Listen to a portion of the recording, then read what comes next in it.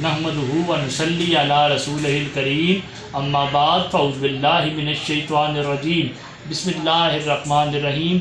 नाज़रीन किराम, आप मुझे मेरे ऑफिशियल यूट्यूब चैनल और फेसबुक पेज से देख और सुन रहे हैं।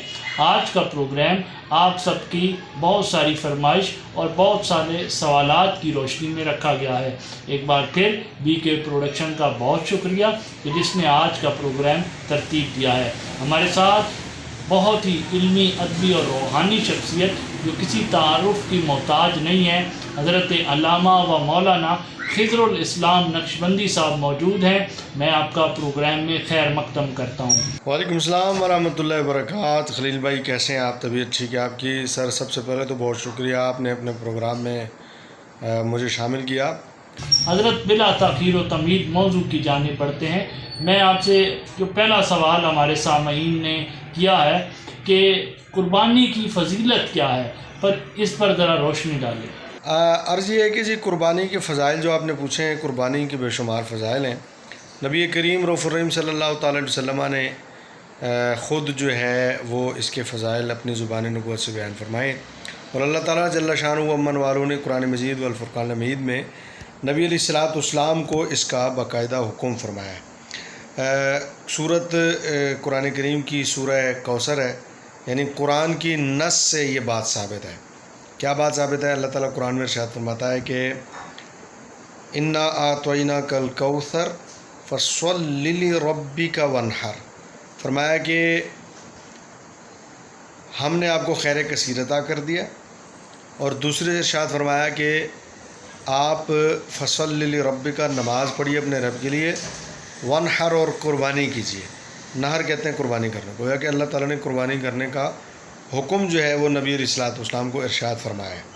इससे साबित होता है कि कुर्बानी करना जो है ये अल्लाह का हुक्म है साहिब इस्तिताअत पर। नबी अलैहिस्सलाम ने अपनी हयात मुबारका में कभी भी ऐसा नहीं हुआ कि कुर्बानी ना की हो। यहाँ तक कि हज्जतुल विदा के मौके पर सरकार अलैहिस्सलाम ने 63 ऊँट जो है वो ज़िबा फरमाए, और नबी अलैहिस्सलाम ने फरमाया कि जो बंदा कुर्बानी की इस्तिताअत रखता हो फिर कुर्बानी न करे तो वो हमारी ईदगाह की तरफ ना आए। यानी वो बंदा ईद की नमाज़ पढ़ने आ रहा है तो नबी अलैहिस्सलाम ने तालीमन इरशाद फरमाया कि वो बंदा नमाज ईद पढ़ने आ रहा है लेकिन उसकी नमाज ईद भी कबूल नहीं है, जो बंदा कुर्बानी की इस्तिताअत रखता है और फिर कुर्बानी नहीं करता। यानी ये हुज़ूर अलैहिस्सलाम ने एक तरह की वईद जो है वो सुनाई है। कुर्बानी का जो जानवर होता है उस पर जितने बाल होते हैं जी, कुर्बानी के जानवर के सर पर जितने बाल होते हैं, अल्लाह सारे बालों के बराबर जो है कुर्बानी करने वाले को जो है वो सवाब अता फ़रमाता है। और इससे माल में बरकत होती है, रिज़्क़ में इससे बरकत होती है।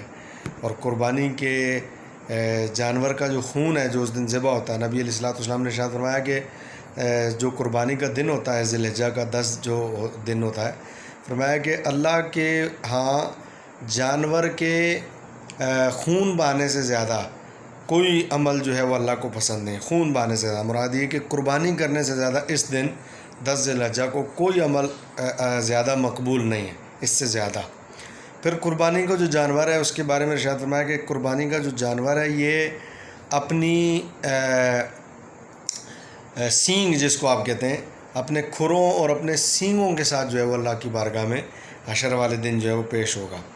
तो आप इससे अंदाज़ा करें कि अगर ये अपने सींगों के साथ और अपने खुरों के साथ पेश होगा अल्लाह की बारगाह में और जन्नत में जाएगा, तो जो सींग हैं और जो खुर हैं न कि खलील भाई, ये बिलुमूम कुर्बानी में जब हम कुर्बानी करते हैं तो सींग और खुरों को जो है ये हम इजाफ़ी तौर पर रखते हैं, यानी ज़ाया कर देते हैं या इन्हें फेंक देते हैं।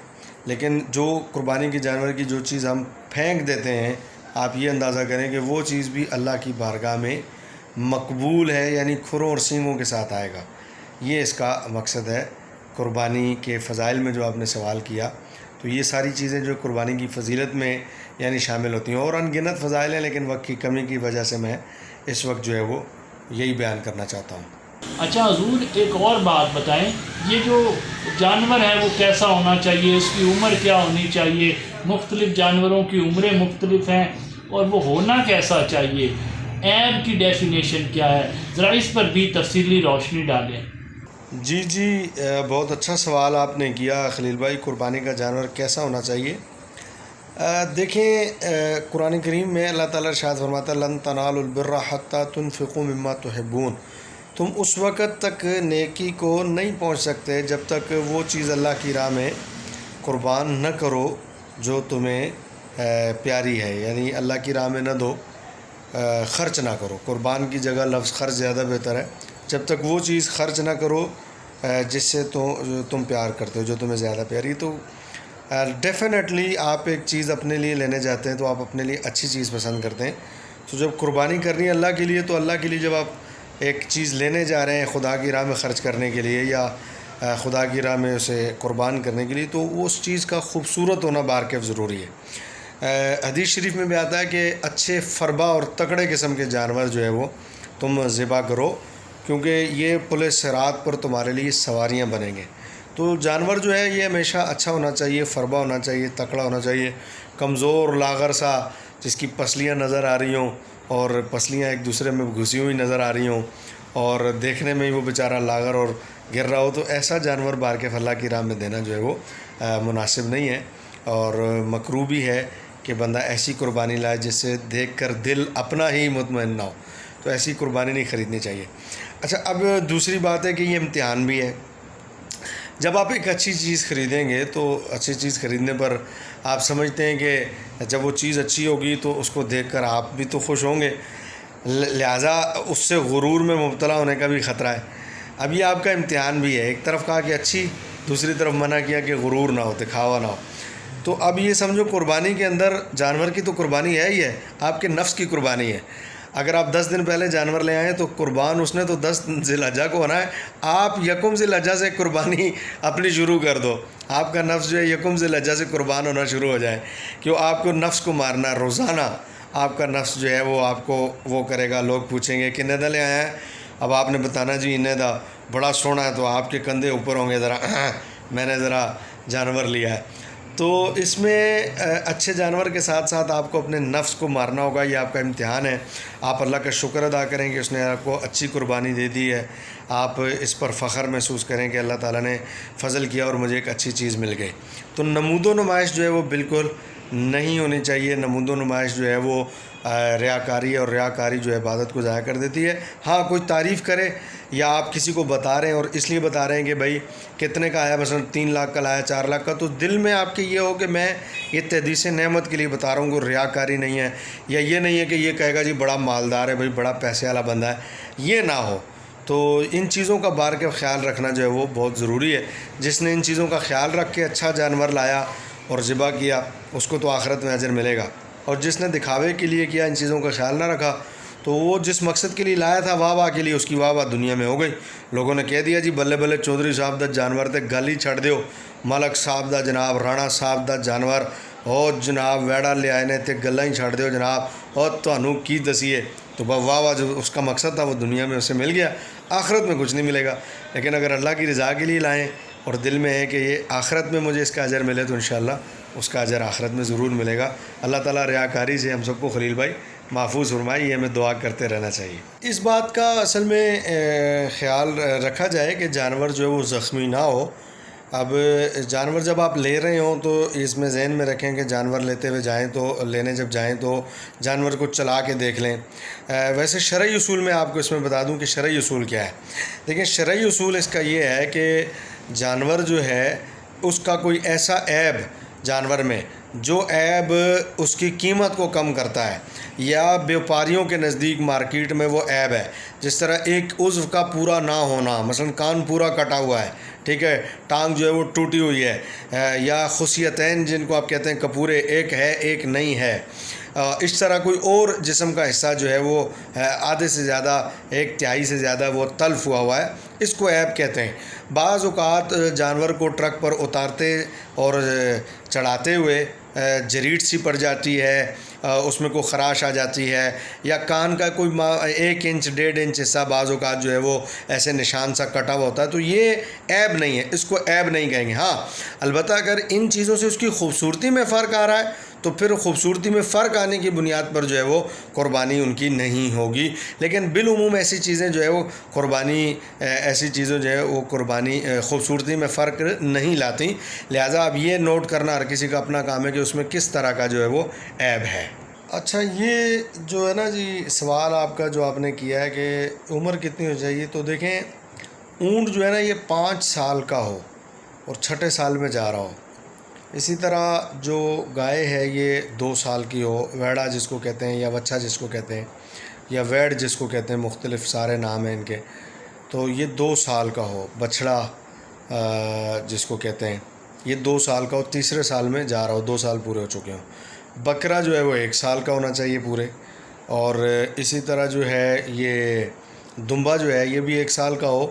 لیکن صرف دمبے کے بارے میں یہ ہے کہ اگر دمبا 6 مہینے کا بھی ہو اور فربا اور تکڑا سال کا محسوس ہوتا ہو تو دمبا جو ہے وہ 6 مہینے کا ہونے کے باوجود جو ہے وہ اس کی قربانی جائز ہے، بشرط یہ کہ یہ فربا اور تکڑا محسوس سال بھر کا لگتا ہو. باقی سب کی عمر پورے ہونے ضروری ہے.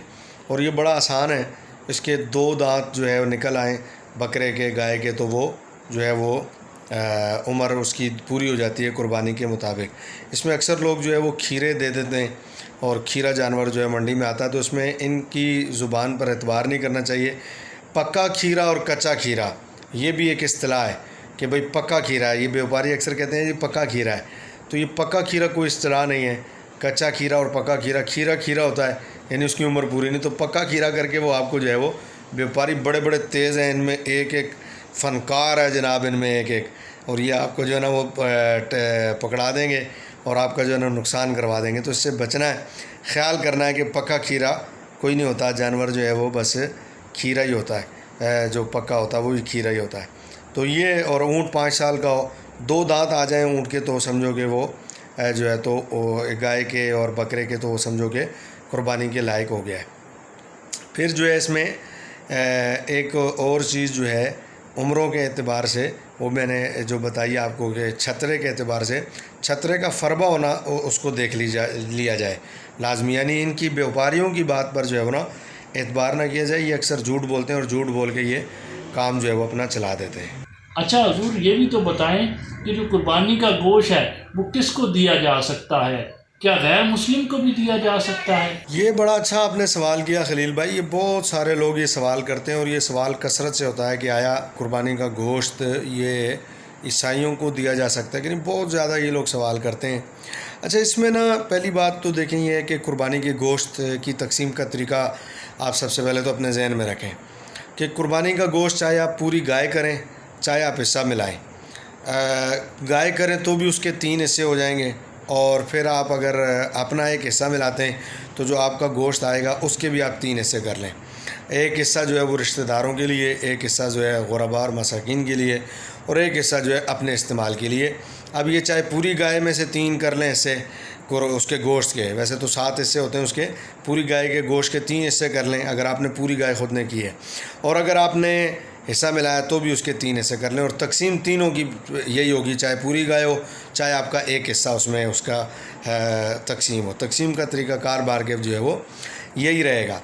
اب اس میں یہ سوال جو آپ نے کیا بڑا اہم سوال ہے کہ کیا کریں، عیسائیوں کو دیں گے یا نہ دیں. اچھا اس میں دیکھیں جو گھر میں کام کرنے والیاں یا گھر میں کام کرنے والے ہوتے ہیں یہ اکثر جو ہے وہ غیر مسلمز ہوتے ہیں. مسلمان بھی ہوتے ہیں لیکن بہت زیادہ تر آبادیاں جو ہیں وہ قریب قریب کی جو ہوتی ہیں ان میں غیر مسلم جو ہے وہ اس کام کے لیے جو ہے وہ آتے ہیں لوگوں کے گھروں میں کام کاج کرنے کے لیے. ایک مسئلہ تو یہی ہے.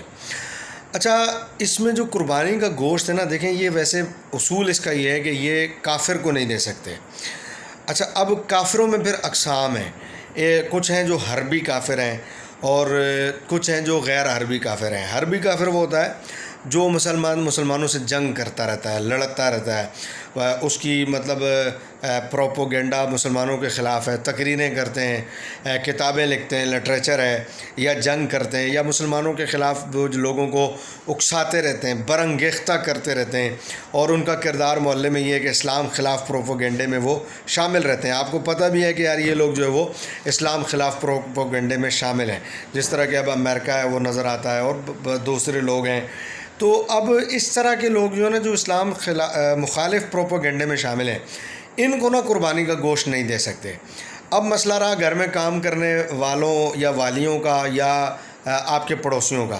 اب اپنے پڑوسی کو بندہ اچھی طرح جانتا ہے کہ اس کا اخلاق، اس کا کردار کس طرح کا ہے۔ گھر میں کام کرنے والے جو ہیں بندہ ان سے واقف ہوتا ہے کہ بھئی ان کا اخلاق کیا ہے، طریقہ کار کیا ہے، اسلام مخالف ان کے ذہن میں کیا ہے۔ اگر اسلام سے نفرت رکھتے ہیں معاذ اللہ اور ان کے دلوں میں بغض ہے تو پھر ایسے لوگوں کو گوشت نہ دیا جائے۔